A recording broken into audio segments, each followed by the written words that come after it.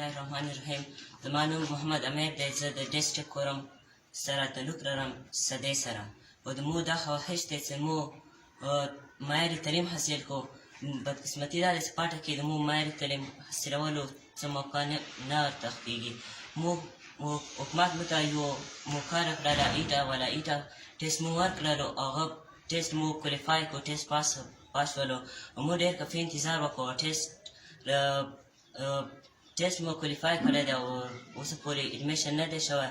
مو حکومت نه دا مطالبه کوو چې مو د زر زره اډمیشن وکړلی شي. الشیطان الرجیم. بسم الله الرحمن الرحیم. زیم عبدالرؤف د کورمی ډسټرک کورم سدۍ سره تعلق لرم. موږ 16 فروری 2020 کې ایټا ټیسټ ورکړو او 19 فروری 2020 کې هغه ریزلټ ووتلو او شکر الحمدلله مو فرست پوزیشن ډسټرک کورم کې مو فرست پوزیشن واخیستلو او نو ټول پروسس وشوی. مو خو دا پاتې اډمیشن نه دی شوی. مو حکومت ته دا مطالبه ده چې مو د اډمیشن زر ته زره وکړئ.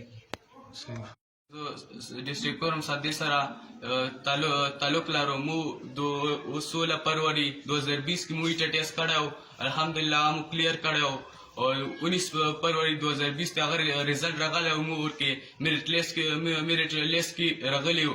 نور ټول مو والا پروسس ټول مکمل شوی دی، خو نور مو خونې کې ټایم نور یا ضایع کېږي. حکومت ته دا پکار دی چې نور مو ټایم ضایع نه کړي خونې کې او زر ته زر مو داخلي وکړي. لکه څنګه تاسو طلبه والا خبرې واورېدې او د کومه فریاد یې وکړو او مسله یې حکومت ته مخکې کړه. زه یو استاد په حیثیت باندې دا خبره میډیا په تور باندې ګورنمنټ ته مخکې کوم چې موږ د سټوډنټانو ته صرف د یو کال نه دی، هر کال ټیسټونه وکړي، محنت وکړي او ټیسټونه کوالیفای کړي، ښه لیول باندې په ښه پوزیشن کې روشي.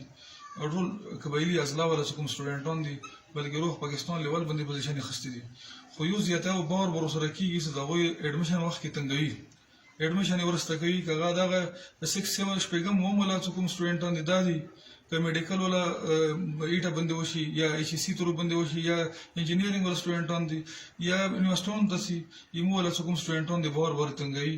او چې کوم سیټل ایریاز والا سټوډنټان دي هغوی والا داخلي سموتلی کېږي، سټوډنټ ته هېڅ مسله نه جوړېږي، بالکل ریګولر خپلې ښې طریقې سره داخلي کېږي. او مو آیا د مو سره دا زیاته ویلې کېږي، مو سټوډنټانو ویلې بار تکلیف یې ورکوي. ډېر داسې سټوډنټان به وي چې هغه دغ شي وجې نه سبق پرېږدي، بار تکلیف ورته میلاو شي، بار یې تانګ کړي، مختلفو دفترونو کې مختلف کلریکل سټاف یې تانګ کړي، اخري کې هغوی کور مکمل سبق پرېږدي دې تکلیفونو وجې نه. نو موږ حکومت نه دا مطالبه دی، اول دغه مطالبه د کومې مطالبې به باره د سټوډنټانو څخه خبرې وکړي. دا د شپږم او د اووم والا سټوډنټس دي. دغو 16 فروری 2020 کې ایټا ټیسټ ورکړی و، نو بیا هغه میاشتې کې ریزلټ هم راووتو، دغو وړوکو ټیسټ کلیر کړی. دې نه علاوه نور ډېر زیات سټوډنټان دي. داسې مطلب نن میډیا پر راغونډ کړو، پاټه والا نورو ایجنسیانو والا هم داسې سټوډنټان نور شته دي چې هغوی ډېر ښې نمبر یې اخیستي دي. خو په کار دا دی چې دغو والا اډمیشن وشي، لکه څنګه سیټل ایریاز والا اډمیشن شوي دي. سکولونو ته یې مطلب واستولو سټوډنټ سکولونو نومینیشن اوته شوی دی، ایمو والا سټوډنټ پاتې شوي دي. په کار دا دی چې د ټرایبل سټوډنټس کومه دي مزید تنګ نه شي، څنګه سیټل ایریاز والا ته کار کېږي همداسې ایمو ته وشي.